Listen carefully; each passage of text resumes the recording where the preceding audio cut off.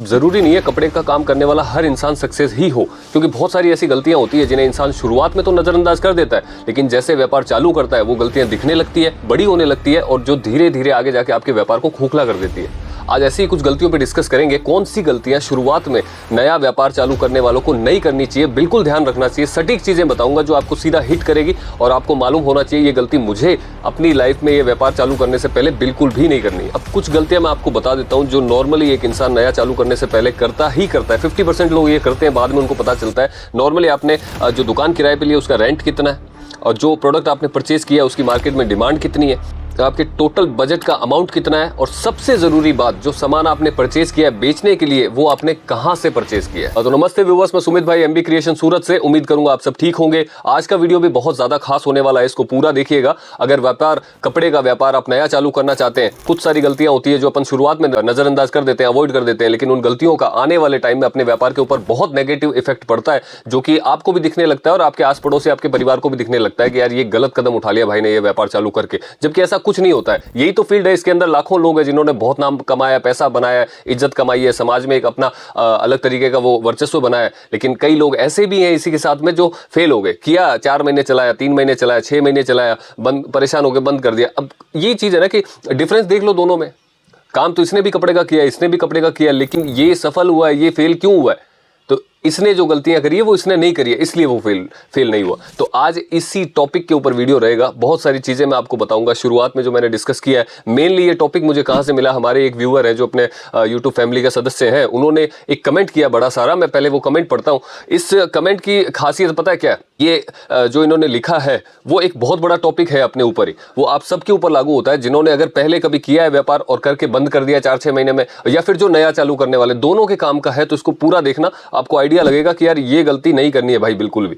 ये सटीक बातें रहेगी, तो सुनना पूरा। अब पहले इनका कमेंट पढ़ लेते हैं। कमेंट के अंदर इनकी गलतियां भी होगी और इन्होंने सॉल्यूशन भी मांगा है, तो वो सॉल्यूशन भी अपन देंगे लास्ट में। तो पहले देख लेते हैं कमेंट इन्होंने किया क्या है, जो आप लोगों के भी बहुत काम आने वाला है। शायद या तो आपने की होगी गलती या फिर नहीं की है, तो नया व्यापार जब चालू करने वाले हैं तो ये गलती मत कर देना भूल से भी। तो सुन लीजिए पूरा। इन्होंने लिखा है, मुकेश शर्मा नाम है इनका, कोटा राजस्थान से। राजस्थान के अंदर कोटा नाम की जगह है जो एजुकेशन हब भी माना जाता है। बाहर से बच्चे आते हैं पढ़ाई के लिए वहाँ पे। मैं खुद 6 महीने रहा हूँ कोटा के अंदर ही। तो मैं बोलता हूँ इनका कमेंट। इन्होंने लिखा है, सुमित भाई नमस्कार, my name is Mukesh Sharma from Kota Rajasthan, age 50। मैंने आपका वीडियो देखा, अच्छा लगा। फर्स्ट टाइम मैंने 6 महीने पहले लेडीज अंडरगारमेंट्स का शॉप खोला था। लोकल होलसेलर से माल खरीदा था, काफ़ी महंगा दिया क्योंकि मुझे इस फील्ड का नॉलेज नहीं था। साइड की दुकान वाला सस्ते में देते हैं, मेरा माल नहीं बिका। 6 महीने में दुकान बंद करके खाली कर दी क्योंकि दुकान का किराया भी नहीं निकल पा रहा था। ये भी एक टॉपिक होने वाला है, जो रेंट की मैंने बात करी थी।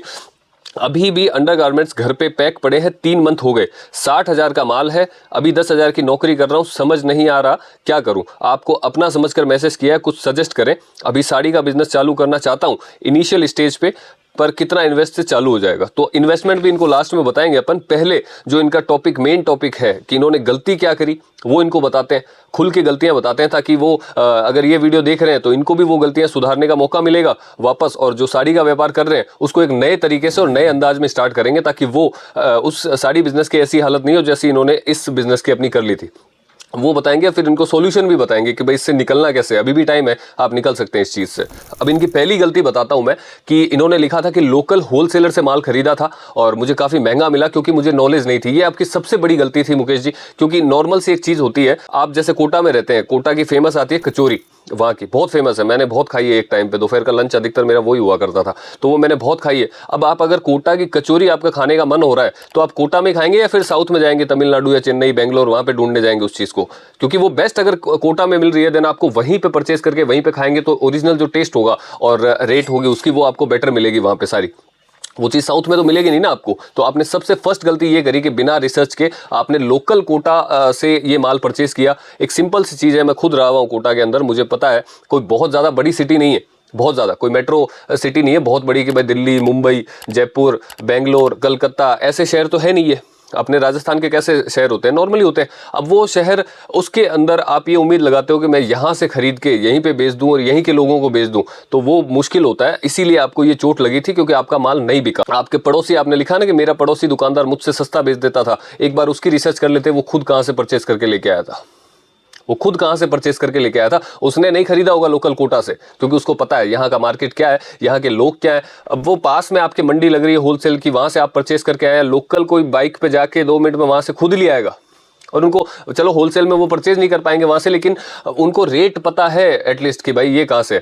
अब वो होलसेलर पहले मैन्युफैक्चरर से लेके आया, मैन्युफैक्चरर के बाद में उसके पास आया, अब आप जा रहे हो, ये 2-3 मार्जिन की कड़ियां जुड़ गई, अब कहाँ से बिकेगा। एक तो वैसे भी सस्ती रेट का आइटम था, क्योंकि अंडरगारमेंट्स आपने चालू किया था, तो वो कम रेट का आइटम ही हो गया और इतनी ज्यादा खपत नहीं होती इकलौती उसकी अगर आप दुकान करते हैं। इसके लिए चाहिए आपको साइड में, जैसे आप लेडीज का आइटम अगर सेल कर रहे हैं, आपने साथ में अंडरगारमेंट्स रखे हैं, वो बिकते हैं धड़ल्ले से, क्योंकि आपकी दुकान का रोटेशन चला देते हैं। अब इकलौता, और वो भी आपका बजट से 60,000 रुपए आपने दुकान किराए पे लिए मार्केट में, मेरे हिसाब से कोटा का जो लोकल मार्केट है 8-10 हजार से कम की दुकान नहीं होगी किराए की। तो सबसे दूसरी जो गलती थी ना, वो ये गलती थी आपने, क्योंकि बजट का 5% से ज्यादा किराया नहीं होना चाहिए दुकान का, वो तकलीफ देता आगे जाके। आपने बजट लगाया जो 60,000 के आसपास का बजट लगाया आपने, अब बजट अगर आपने 60,000 लगाया, नॉर्मली मार्केट के अंदर दुकान ली है, तो दुकान के अंदर 60,000 का माल कितना सा दिखता है यार, बिल्कुल एक कोना घेर के पड़ा रहेगा बेचारा। अब अगर इतना सा माल है और वो आस पड़ोस वाले भक्कम में भर के बैठे माल और धनाधन बेच रहे हैं, तो आपकी दुकानदारी वैसे ही दब जाएगी यार उनके सामने, क्योंकि आपके पास में इतना सामान ही नहीं है दिखाने के लिए। अब वो सिर्फ कस्टमर को क्या लगता है कि यार ये टाइम पास करने के लिए खोला इन्होंने दुकान। तो इन चीजों का नॉर्मली लोगों की मेंटेलिटी पे, कस्टमर की मेंटेलिटी पे, इन चीजों का बहुत फर्क पड़ता है। आप मेरे यहाँ विजिट करोगे, चारों तरफ अगर माल देखोगे ना, चारों तरफ, हाँ यार ये इधर भी लगा हुआ है, इधर भी लगा हुआ है, सामने इतना पड़ा है, हर जगह पे माल, साड़ियाँ, सूट, कुर्तियां, पूरा ऐसे भरा हुआ, तो आपका ऑटोमेटिकली मन करेगा कि हाँ इतनी सारी वेरायटी परचेस करते हैं, है ना। अब यही है, आप आओ मेरी दुकान में, पूरी दुकान खाली पड़ी है, 8-10 पीस इधर लगा रखे हैं, 2-4 इधर लगा रखे हैं, तो आप ही नहीं परचेज करोगे मुझसे। आप खुद ऐसी दुकान से परचेज नहीं करोगे जहां पे आपको वैरायटी नहीं दिख रही है, अंदर जाने के बाद में एक प्रोफेशनल माहौल नहीं दिख रहा है दुकान का, कि खाली खाली पूरी दुकान दिख रही है, वहां से क्यों परचेज करोगे। तो वो आपके साथ वो भी हुआ, चाहे जाने अनजाने कैसे भी हुआ, लेकिन वो भी एक मैटर था, आपकी दुकानदारी बंद होने का कारण था।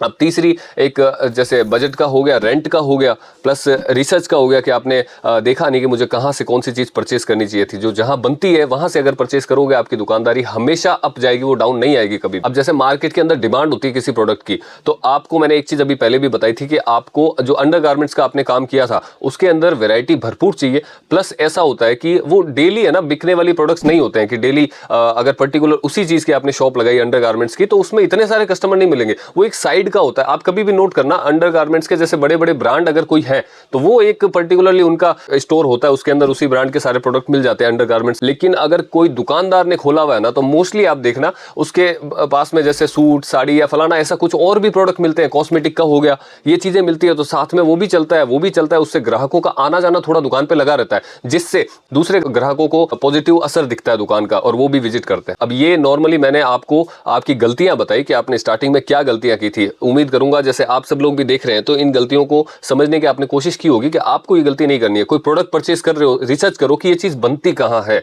अगर वो आपके व्यापार से जुड़ी हुई है, खुद के लिए 1-2 पीस चाहिए ना, आप कहीं से परचेस कर लो, 100, 200, 500 अगर महंगा भी दे दिया आपने, कोई फर्क नहीं पड़ता है इतना। लेकिन जब व्यापार के लिए कर रहे हैं, तो अपन ये सोचते हैं कि यार जहां से ये प्रोडक्ट बनता है वहां से मैं परचेस करूं, ताकि सबसे बेस्ट रेट मुझे मिले, सबसे अच्छी क्वालिटी मुझे मिले, और मैं अपने मार्केट में कंपटीशन के साथ भी लोगों को मैं आराम से सेल कर पाऊं। तो ये आपके लिए भी था कि ये गलतियां अपने व्यापार में बिल्कुल भी नहीं करें। अब इनकी गलतियां अपन ने बता दी, इनको उम्मीद करूंगा इन्हें समझ में भी आई होगी। अब इनको सॉल्यूशन भी दे देते हैं, क्योंकि इन्होंने लिखा कि 60,000 का माल मेरे पास अभी भी 3-4 महीनों से पड़ा हुआ है, मुझे समझ नहीं आ रहा मैं इसका क्या करूं। तो मैं नॉर्मली बताता हूं कि सबसे पहली तो इसी के अंदर भी एक और गलती है आपकी कि आपने 3-4 महीने उसको संभाल के क्यों रखा है सर। आपने जब दुकान बंद कर दी, आप कोई भी रास्ता ढूंढिए, कोई भी जरिया ढूंढिए, 20-50 रुपए अगर उसमें टूट रहे हैं, क्योंकि वो माल पड़ा हुआ है ना, वो दिन ब दिन डाउन होता जा रहा है। एक तो आपकी मेंटेलिटी वैसी सेट हो गई, यार ये माल मैंने गलत खरीद लिया, अब हो गई कि महंगा खरीद लिया, तो आपके बेचने की हिम्मत भी नहीं आ रही आप में उसको।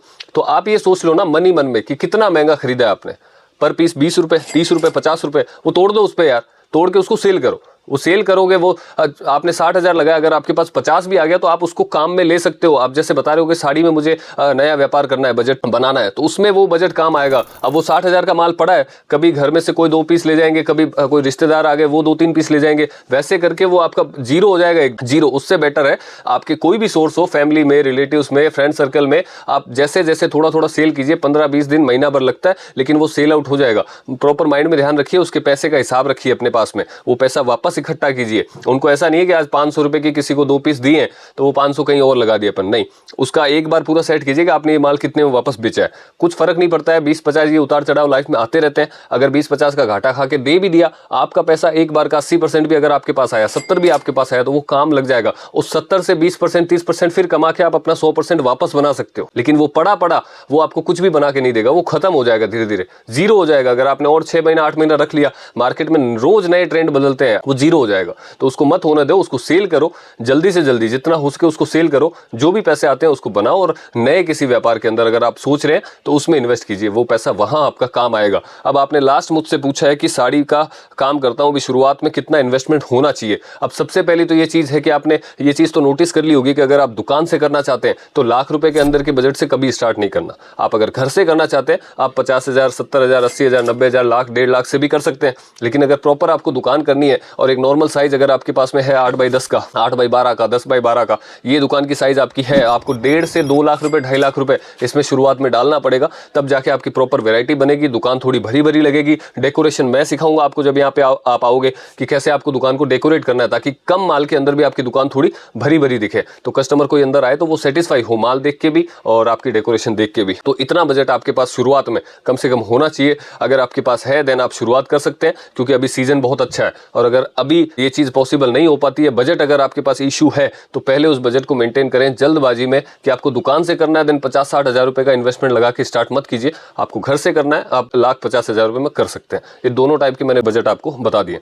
उम्मीद करूंगा वीडियो आपको अच्छा लगा होगा। आप सबने देखा है, इसमें आपके भी काफी काम की चीजें थी, आपने सुनी, ये गलतियां थी वो मत कीजिए अपने व्यापार के अंदर। और बजट का भी आपने सुन लिया इसमें छोटा सा कि भाई कितना बजट आपके पास नॉर्मली होना चाहिए। तो उम्मीद करूंगा वीडियो आपको अच्छा लगा होगा। कोई भी अच्छा ऐसा टॉपिक हो दीजिए, मैं खुल के अपनी बातें, अपनी जितनी समझ होगी वो आपके साथ शेयर करूंगा। चलिए फिर मिलते हैं अगले वीडियो में।